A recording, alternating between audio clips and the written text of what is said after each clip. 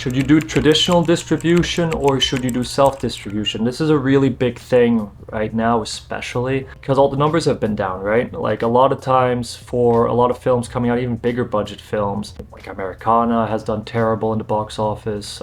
Eden, a Ron Howard film, and he's done terrible in the box office. So there's a lot of bad numbers out there, and especially for indie filmmakers, there's some bad numbers out there.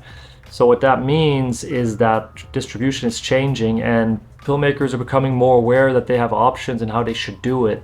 And self-distribution is something to seriously consider. I think traditional distribution is still really valuable and can be way better than self-distribution if it's the right distributor, someone doing all the marketing properly, all that stuff. They're really pushing the film. But in some cases, especially some of the companies that are not really doing anything or basically just throwing it up there on TVOD or, Amazon and Apple TV basically, and not really pitching it much and not doing any marketing, it's like, in those cases, it might be better to self-distribute. There is a lot you can do there. There's a filmmaker I worked with that did an amazing job at that, but it is nearly a full-time job when you're doing that. That is important to remember. That is a huge con, is that if you're a filmmaker, usually you want to be making films. So once you finish film, you don't want to be spending the next 6 months to a year marketing and distributing your film potentially. You want to be maybe working on your next script or your next film, which I completely get. So to turn into your full-time job with self-distribution,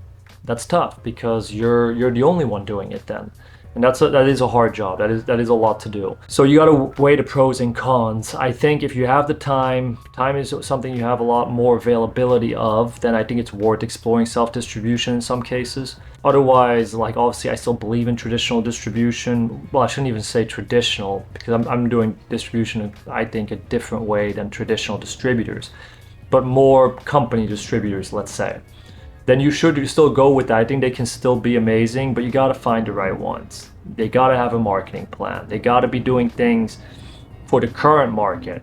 So that means that some of these distributors, they've been doing things the same for 20 years and they haven't adjusted, or in the last 10 years. And you talk to them about TikTok and YouTube and Instagram, and they know about it a little bit, like they know it exists. That's about it. And they barely know what's what on that. That's not what you need. You need a younger company that's working on getting on social media, that's using social media as a weapon for its distribution, and that's what we're trying to do with our distribution label and with our company. So that's what I would recommend. Yes, in some cases self-distribute, and I've recommended to filmmakers that have reached out to me for the film where I felt like it wasn't a fit or I couldn't do a lot for it. I literally told them like, hey, I recommend distributing this yourself. You'd probably end up making more money. So I think that is important to remember. But if you want to follow along and kind of learn more about my distribution company and kind of what I've been doing and how I'm building this and a production company, follow at gregbeckers.com. Sign up for my newsletter where I share kind of more in-depth behind the scenes things, like really everything that I can't really always create videos about, even though I'll try to make as many as I can. But anyway, thanks for watching and I'll see you guys next week.